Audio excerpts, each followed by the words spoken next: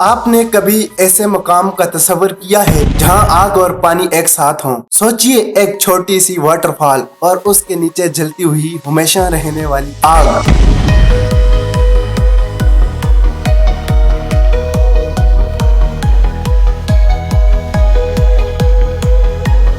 यह कोई अफसाना नहीं, हकीकत है। दोस्तों, आज हम आपको दिखाने वाले हैं एक पुरअसरार मुकाम जहां कुदरत का ऐसा करिश्मा है जो आपको हैरत में डाल देगा। दोस्तों, आज हम इस कुदरती अजीब नजारे के बारे में जानेंगे और ये जानने की कोशिश करेंगे कि आखिर ये आग है कहाँ।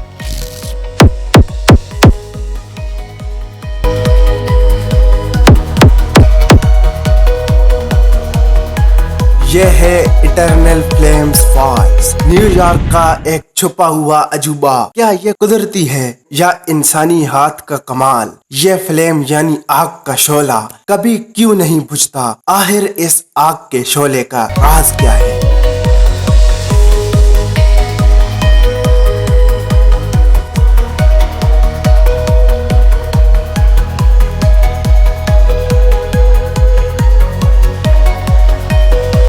यह मुकाम अमेरिका के ऑर्चर्ड पार्क न्यूयॉर्क में है और यहाँ का जंगल हमेशा से लोगों के लिए एक परजोश एडवेंचर का जरिया रहा है। मगर जो चीज इस जगह को सच में खास बनाती है वो है इस इटरनल फ्लेम्स फॉल्स, पानी में ये आग का शोला। ये आग हमेशा जलती रहती है और ये कोई जादू नहीं बल्कि ये कुदरत का करिश्मा है। चट्टानों के नीचे से निकलती मदनी गैस इस आग को ईंधन फराहम करती है जो इसे हमेशा जिंदा रखती है। अगर कभी ये शोला बुझ भी जाता है तो लोग इसे आसानी से जला देते हैं क्योंकि यहाँ गैस मौजूद होती है। मगर असली राज यह है कि मदनी गैस का सोर्स हमेशा यहाँ मौजूद रहता है जो आग से भड़क उठता है। जमीन के नीचे मौजूद मदनी गैस का सोर्स इस कुदरत का एक अजीब और गरीब तोहफा है। जब यह गैस चट्टानों के दरमियान से निकलकर बाहर आती है तो ये आग को जलाए रखती है। और आप सोच रहे होंगे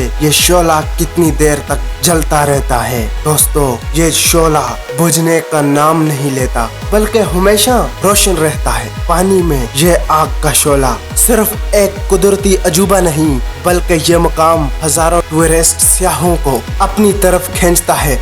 हर शख्स ये देखना चाहता है। हर शख्स ये देखना चाहता है कि कैसे आग और पानी एक साथ हो सकते हैं। जो लोग इस शोले को देखते हैं वो अपनी आंखों पर यकीन नहीं करते। आपको ये कुदरती करिश्मा कैसा लगा?